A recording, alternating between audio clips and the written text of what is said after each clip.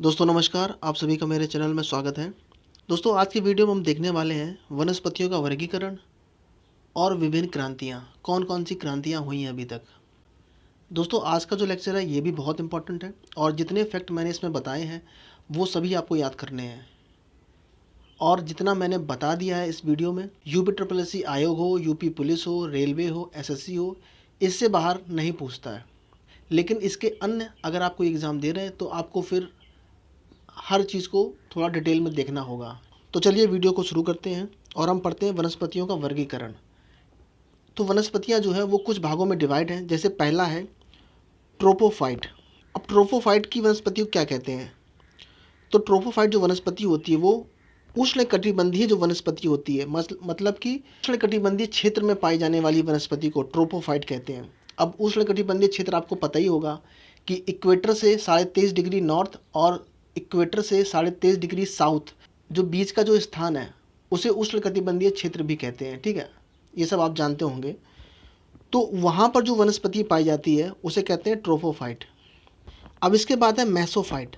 तो मेसोफाइट शीतोष्ण टैगा वनस्पति, शीतोष्ण जो स्थान होते हैं, जो ठंडे इलाके होते हैं, वहाँ पर जो वनस्पति पाई जाती है वो होती है मेसोफाइट। इसके बाद जो नेक्स्ट है वो है क्रायोफाइट। अब क्रायोफाइट वनस्पति क्या होती है? तो वो है तो शीत कटिबंधीय टुंड्रा वनस्पतियाँ, टुंड्रा वनस्पतियाँ होती हैं। अब मैंने देखो एग्जाम्पल भी लिखा है, जैसे काई, लाइकेन, ये जो वनस्पति है ये क्रायोफाइट वनस्पति हैं। इसके बाद है जैसे जेरोफाइट। तो जेरोफाइट वनस्पति क्या होती है? तो वो है उष्णकटिबंधीय मरुस्थलीय वनस्पतियाँ, मतलब गर्म स्थान हो और प्लस मरुस्थल हो, जैसे हमारा थार रेगिस्तान का इलाका। तो वो जो वहाँ पर जो वनस्पति होगी उसे कहेंगे जेरोफाइट वनस्पति। अब उसका एग्जाम्पल जैसे कैक्टस, तो कैक्टस एक जेरोफाइट वनस्पति है। अब इसमें नेक्स्ट है हेलोफाइट। अब हेलोफाइट का मतलब क्या है कि लवणीय मृदा की वनस्पतियाँ, मतलब वो स्थान जहाँ पर नमक बहुत ज़्यादा है। अब नमक पानी में होगा, या जैसे बहुत सारी वनस्पतियाँ हो सकता है राजस्थान की जो सांभर लेक है, लेक भी बहुत सारी नमकीन होती हैं, उसके आसपास जो वनस्पति पाई जाती हैं। लेकिन जैसे मैंने एग्जाम्पल लिखा है मैंग्रोव। तो मैंग्रोव आप जानते होंगे कि मैंग्रोव वनस्पति जो होती है वो तटीय इलाकों में होती है। अब वो तटीय इलाके गुजरात का भी हो सकता है, पश्चिम बंगाल का भी हो सकता है। तो वहाँ पर जो वनस्पति पाई जाती है वो नमकीन पानी में होती है, लवणता ज़्यादा होती है, तो वो हेलोफाइट वनस्पति कही जाएगी, जैसे मैंग्रोव। इसके बाद जो नेक्स्ट है वो है लिथोफाइट। तो लिथोफाइट वनस्पति क्या हुई? तो कठोर चट्टानों की वनस्पतियाँ, मतलब ऐसा स्थान जहाँ पर चट्टानें बहुत हो और वहाँ पर वनस्पति हो, तो उसे कहेंगे लिथोफाइट वनस्पति। ये सब पेपर में पूछी जाती है कि कैक्टस किसका उदाहरण है, मैंग्रोव किसका उदाहरण है, हेलोफाइट है कि जेरोफाइट है, इस तरीके से प्रश्न बनता है। मुझे लगता है इतना भी अगर आप पढ़ लोगे तो मुझे लगता है आयोग इससे ज़्यादा नहीं पूछता है, बस वो सिंपल सा एक पूछता है कि जेरोफाइट वनस्पति का उदाहरण क्या है या कैक्टस कौन सी वनस्पति है, ऐसे बस पूछता है। अब हम पढ़ने वाले हैं विभिन्न क्रांतियाँ। तो सबसे पहले हम देखते हैं पहली हरित क्रांति। तो ये इसकी डेट है 1965। अब ये हरित क्रांति का मतलब क्या है? तो जो खाद्यान्न है हमारा, जो हमारा टोटल अनाज है, गेहूँ, चावल, धान, मक्का सब मिलाकर जो खाद्यान्न टोटल कहेंगे उसको, तो उसको दुगना करना था, दुगना करना था। और कुल मिला के ये था कि ज़्यादा से ज़्यादा पैदावार की जाए, ये लक्ष्य था, मतलब फसलों का उत्पादन बहुत ज़्यादा हो। तो इस क्रांति के जो जनक थे, जो पेपर में प्रश्न बनता है आपके कि क्रांति के जनक कौन थे, तो वो थे कृषि वैज्ञानिक डॉक्टर एम एस स्वामीनाथन। पहली हरित क्रांति के जो जनक थे वो स्वामीनाथन थे, एम एस स्वामीनाथन। अब इसके बाद इसमें नेक्स्ट जो प्रश्न बनेगा वो ये बनेगा कि गेहूं प्रजाति जो लाई गई थी अपने देश में वो किस देश से लाई गई थी? तो वो मैक्सिको देश से लाई गई थी, मतलब वो जो प्रजाति गेहूं की आई थी वो मैक्सिको देश से आई थी। और इसमें जो सोनारा 64 लिखा है ये पेपर में पूछा भी गया है। तो सोनेरा 64, इसके बाद लेर मा रोजो 64A, ये दो प्रजातियां थीं जो लाई गई थी, तो आप इनको भी याद रख सकते हो। और पहली हरित क्रांति आपको पता ही होगा, जो हमारा टोटल खाद्यान्न है उसमें कैसे तेज़ी लाई जाए, उसमें कैसे उसको उसके उत्पादन को कैसे डबल किया जाए, इसके लिए हरित क्रांति लाई गई थी। ठीक है, इसके बाद दूसरी हरित क्रांति भी लाई गई थी। ठीक है, तो अभी आप सिर्फ इतना याद रखो, और जो स्वामीनाथन है इनका नाम याद रखना, ये इंपॉर्टेंट है। इसके बाद जो नेक्स्ट है वो है श्वेत क्रांति। अब श्वेत क्रांति, अब सफ़ेद क्रांति है, और दूध कैसा होता है वो भी सफ़ेद होता है, याद करने के लिए बस। तो श्वेत क्रांति दुग्ध उत्पादन से संबंधित है। आज भारत दुग्ध उत्पादन में प्रथम स्थान है। आज जो भारत का जो स्थान है दुग्ध उत्पादन में, वो पहला स्थान है। अब ये जो क्रांति थी, इसकी शुरुआत हुई थी 64 से 65 के बीच में, ठीक है। और इसके जो सूत्रधार थे वो थे doctor Varghese Kurien. Very very important है। ये भी पेपर में प्रश्न बनता है कि वर्गीस कुरियन, और इनको मैंने कल बताया था कि इनको रैमन मैग्सेसे अवार्ड भी मिला था, तो आप ये भी याद रख सकते हो।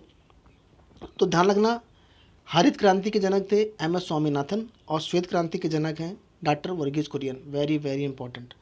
और आज भारत में जो स्थान है दुग्ध उत्पादन में नंबर 1 है भारत। इसके बाद जो नेक्स्ट है वो ये है कि पीली क्रांति। अब पीली क्रांति किससे संबंधित है?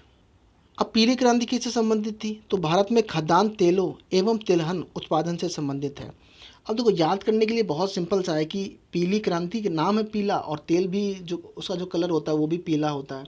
तो ऐसे आप याद करने के लिए आप मेमोरी में इनको फिट। विश्व में सबसे ज़्यादा तेल का जो उत्पादन करता है वो चीन देश करता है, और भारत का स्थान 6 है, मतलब भारत 6वें नंबर पे है। बात आपको समझ में आ गई होगी। इसके बाद जो नेक्स्ट है वो बहुत इंपॉर्टेंट है, गोल क्रांति। अब गोल क्रांति किससे संबंधित है? तो आलू उत्पादन से संबंधित है। भारत का स्थान क्या है आलू उत्पादन में? तो भारत का स्थान दूसरा है। इस पर मैंने एक फैक्ट और लिखा है जो बहुत इंपॉर्टेंट है। केंद्रीय आलू अनुसंधान संस्थान का है, तो वो शिमला में है। देश में उत्पादक शीर्ष 3 राज्य, देश में उत्पादक शीर्ष 3 राज्य, तो पहला है यूपी, दूसरा है वेस्ट बंगाल और तीसरा है बिहार। ये भी आप याद रख सकते हो। इसके बाद जो नेक्स्ट है वो है नीली क्रांति। अब नीली क्रांति किससे संबंधित है? तो नीली क्रांति संबंधित है मछली उत्पादन से। जो नीली क्रांति संबंधित है वो है मछली उत्पादन से। और जो भारत है, भारत दुनिया में तीसरा सबसे बड़ा मछली उत्पादक देश है। अब सबसे पहले नंबर पे कौन होगा? तो सबसे नंबर पे है चाइना, सेकंड नंबर पे है जापान और थर्ड नंबर पे है इंडिया। इसके बाद जो नेक्स्ट है वो है गुलाबी क्रांति। तो गुलाबी क्रांति किससे संबंधित है? तो ये संबंधित है झींगा उत्पादन से। स्लैश करके आप याद रख सकते हो झींगा मछली। तो जो गुलाबी क्रांति है वो झींगा मछली उत्पादन से संबंधित है। विश्व में भारत झींगा मछली के निर्यात में पहला स्थान है, मतलब हम इसको एक्सपोर्ट करने में, इसको बाहर भेजने में दूसरे देशों में पहला स्थान रखते हैं निर्यात में।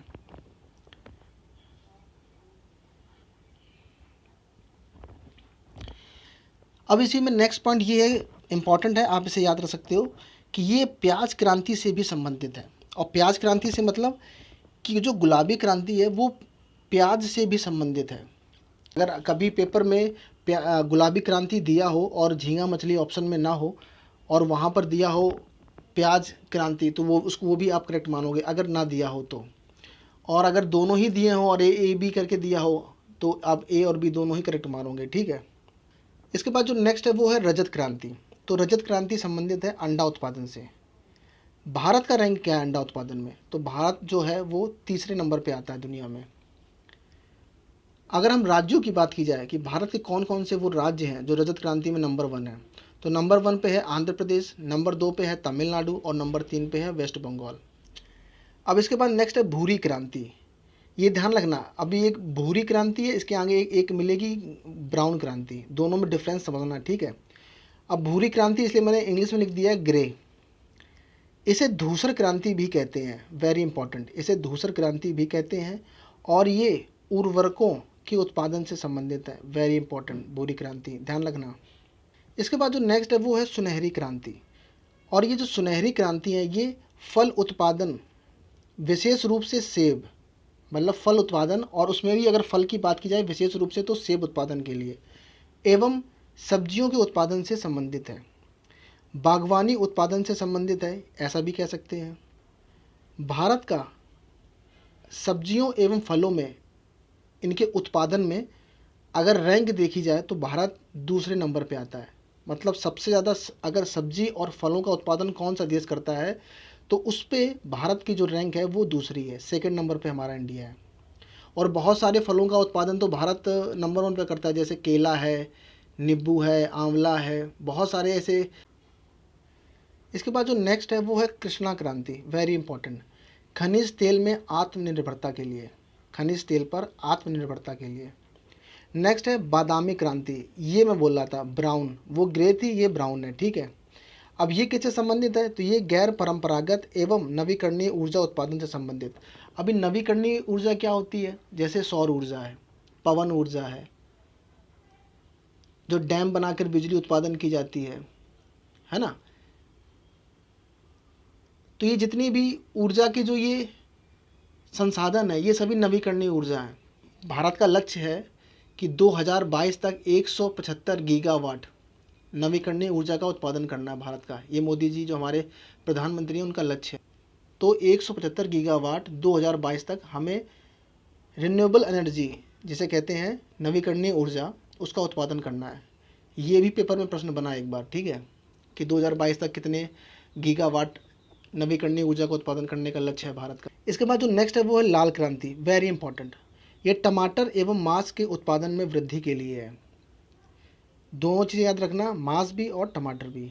इसके बाद जो नेक्स्ट है वो है इंद्रधनुषी क्रांति। इंद्रधनुषी क्रांति किससे संबंधित है, ये है कृषि संबंधी समग्र क्रांति से। कृषि से संबंधित जो भी क्रांतियाँ चल रही हैं उन सभी से संबंधित है ये इंद्रधनुषी क्रांति। इसके बाद नेक्स्ट है अमृत क्रांति, तो ये नदी जोड़ो परियोजना से संबंधित है। ये भी पेपर में पूछी गई तो मैंने इसको भी लिख दिया, ठीक है। तो अमृत क्रांति संबंधित है नदी जोड़ो परियोजना से। तो ये था आज का वीडियो, और ये जितना भी मैंने बताया ये सभी चीज़ें इंपॉर्टेंट हैं, आप सबको याद कर सकते हो। अपने से अगर बहुत कुछ पढ़ सकते हो तो बिल्कुल उसको पढ़ सकते हो आप, ठीक है। तो अगर आपको ये वीडियो अच्छा लगा तो प्लीज़ इसको लाइक करें, शेयर करें, सब्सक्राइब करें। आपका दिन शुभ हो, बहुत बहुत धन्यवाद।